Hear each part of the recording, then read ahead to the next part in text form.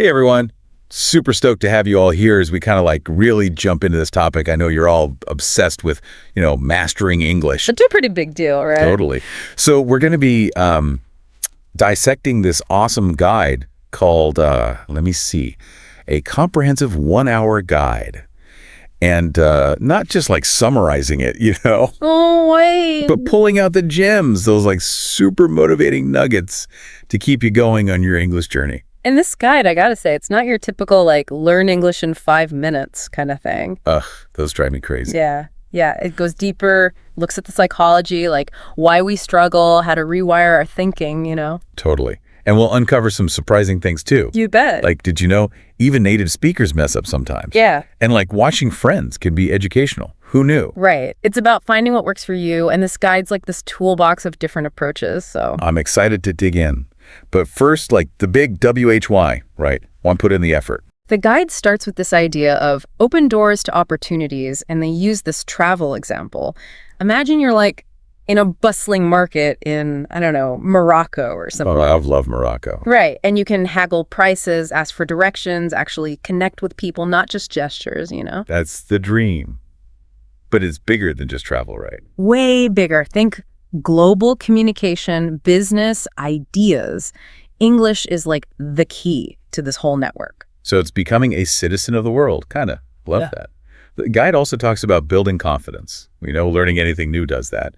But why is it special with language? Well, language is how we express ourselves, connect. It's part of our identity, right? So the more you practice English, the more confident you become, not just in the language, but in yourself, navigating the world. It's like that moment when you realize you understand a whole conversation without translating in your head. Bam. Total mind-blown moment. And speaking of unlocking things, there's this point about cultural connection that really hit me. We do. It's huge. Imagine enjoying movies, books, music, all that without the language barrier. Like, you get it, right? It's like gaining access to this whole new world of art and entertainment, that feeling when you get a joke in your favorite show without subtitles. Magic. Pure magic. But let's be real. It's not all sunshine and roses. There are bumps in the road. Definitely. And the guide dives into those common obstacles. And one that probably hits everyone is, lack of time. Oh, tell me about it. Right. Between work, life, just existing, finding time to practice feels impossible. And that's where the guide gets really interesting. It debunks this myth that you need hours each day, like some kind of language hermit. No thanks. Yeah, they emphasize consistency over intensity. Even 15, 20 minutes consistently can make a huge difference. It's about using those little pockets of time we all have. That is so reassuring. Because I think a lot of people get scared off thinking they got to quit their job to learn English. Exactly. The other big one, and this one I'll admit gets to me, is fear of mistakes. Oh yeah, that can be paralyzing. It is.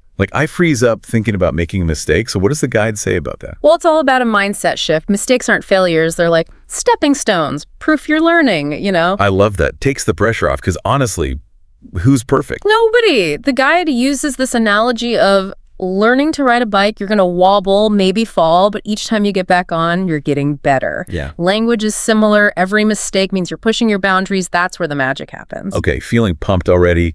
We've got the why, busted some myths. Now for the fun part, those game-changing techniques to make learning not just bearable, but enjoyable. What's the guide got for us? Buckle up, because it's about to get interesting. So the guide jumps into these practical tips to stay motivated. And, it all starts with something that seems obvious, but we often miss it. Setting clear goals. Ugh, goals. Isn't that like generic self-help stuff? I feel like I hear that everywhere. Yeah. I hear ya, but the guide gets specific. It's not just learn English. It's about how to set goals for language learning, using frameworks that work. Frameworks. Okay, now I'm curious. Give me the deets. So they talk about short-term and long-term goals, which makes sense, but it goes deeper, like using the SMART goal method. SMART goals, I've heard of those, but how's that language specific? Instead of become fluent, which is super vague, a SMART goal could be learn 10 business English words every day for a month and use them in practice conversations twice a week. Whoa, that's way more concrete. I can actually picture that. It's actionable. Exactly. And that's what keeps us motivated, seeing those small wins, Totally. Yeah. Makes sense. The guide also talks about making learning fun, which we touched on earlier with that whole cultural connection thing. Right, because if it feels like a chore, you're going to quit. 100%. Mhm. So how do we tap into that enjoyment factor, make it feel less like study and more like, I don't know, playtime? Well, they suggest using your passions, Instead of forcing yourself to read boring textbooks, immerse yourself in English content you actually enjoy. So like guilt-free Netflix binging. Sign me up. Exactly. Think about your favorite shows, movies, music, YouTube, all that can be learning, sneaky learning, but it works. Love it. But what about if I'm not quite ready to like watch a whole movie in English without subtitles? Baby steps, right? Totally. They got you covered. Start with something familiar, a show you've already seen in your native language, put on the English subtitles, and boom. You're learning without realizing it. Right. Because you already know the story, you can focus on the language itself. That's so smart. And as you get better, ditch the subtitles. Just enjoy the show. And don't forget music and podcasts. Great for training your ear, picking up slang, the real life stuff. Which, hey, that's what we're doing right now. Yeah. See, you're already learning just by listening. Exactly. But we can take it up a notch. Remember that active listening thing. It's not just about letting the sounds wash over you. Yeah, it's like engaging with it, right? What were those specific techniques again? So taking notes while listening, jot down new words, phrases, or like summarize what you've heard in your own words. It's like a mental workout. Brain gains. Love it. But let's be real. Life's busy. How do we actually fit in consistent practice?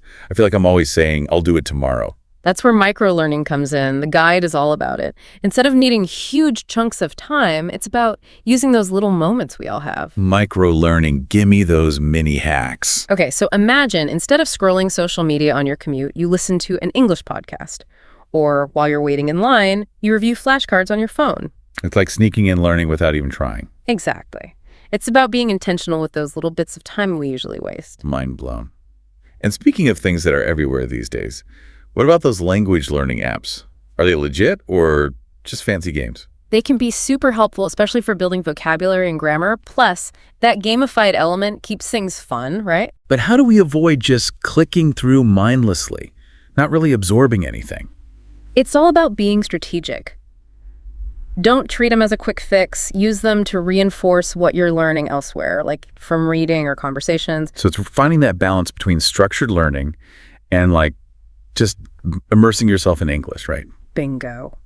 And speaking of immersion, the guide gets pretty wild with it, suggesting ways to make English a part of your daily life without even thinking about it. Ooh, tell me more. One of the simplest but most effective. Change your phone and computer settings to English. Boom, you're now getting menus, reading notifications, all in English. Sneaky. It's like tricking your brain into thinking in English. Totally. They also suggest going beyond just watching and listening, get involved in online communities, follow English-speaking influencers, real-life exposure. So it's like a holistic immersion, bringing English into your digital world.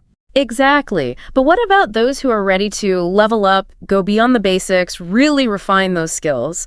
The guide has some advanced tricks up its sleeve. Yeah, for those ready to really dive in, the guide has this section called Advanced Techniques for Improvement. And it all starts with, oh boy, the one that makes most people nervous? Speaking? Ugh, yeah, tell me about it.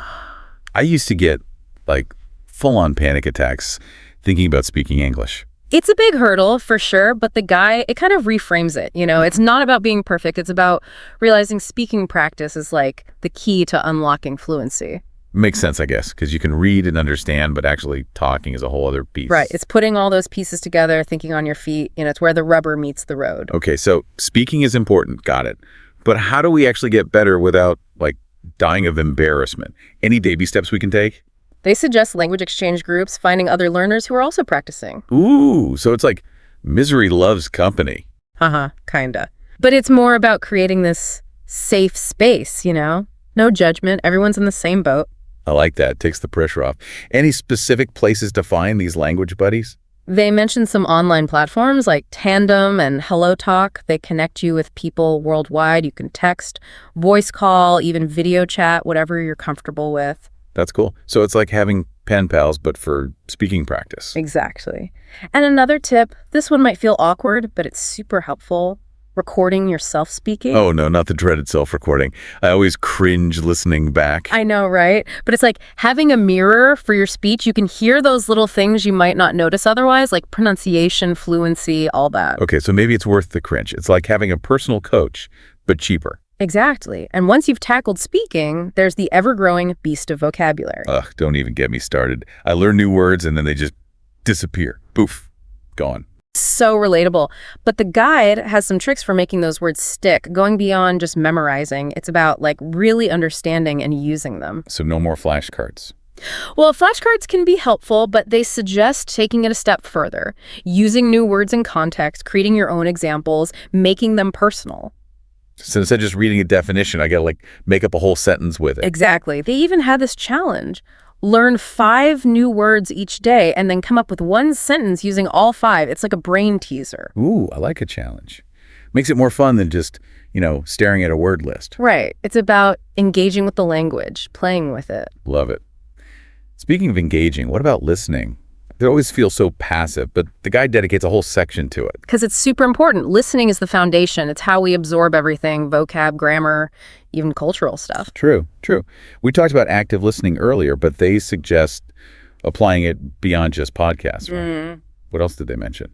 Audiobooks, documentaries, even news broadcasts. The key is choosing stuff you're interested in so you actually pay attention. Engaged learning, always the theme. And remember those notes we talked about?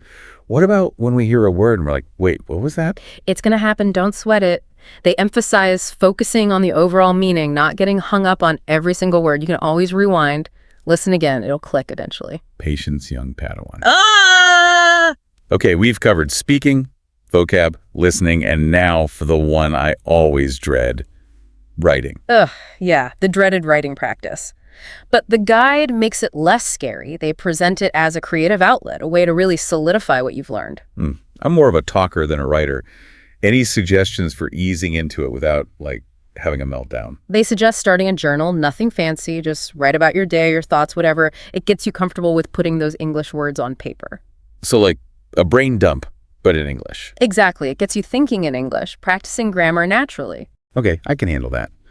But for those ready for more, what are some next level writing challenges? They encourage gradually expanding, from journaling to maybe short stories, emails, even participating in online forums, stuff that interests you. So it's finding ways to make writing fun, not just a chore. Exactly. It's all about integrating it into your life, making it enjoyable. Love it. Wow, we covered a ton today, from the why of learning English to all these practical tips. My brain's kind of fried, but in a good way. It's a lot to take in, but that's the beauty of this guide. It emphasizes making the journey fun. It's not about cramming or perfection. It's about finding what works for you. Totally. It's about those little victories, understanding a song, ordering food confidently, or just connecting with someone in their language. Those are the magic moments. The guide has this quote that sums it up perfectly. Success is the sum of small efforts, repeated day in and day out. Consistency is key, right? It's not about being perfect. It's about showing up, taking those small steps, and over time, those steps lead to amazing things. You got it. Well, this deep dive has been incredible, but it's just the beginning. There's a whole world of English learning out there waiting for you to explore. So go out there and conquer. And as we wrap up, I want to leave you with a question. Now that you have all these tools, what's one small action you can take today to keep that momentum going? Maybe watch a show with subtitles, learn some new words, anything. Just take that step and remember, you're capable of incredible things. Until next time, happy learning.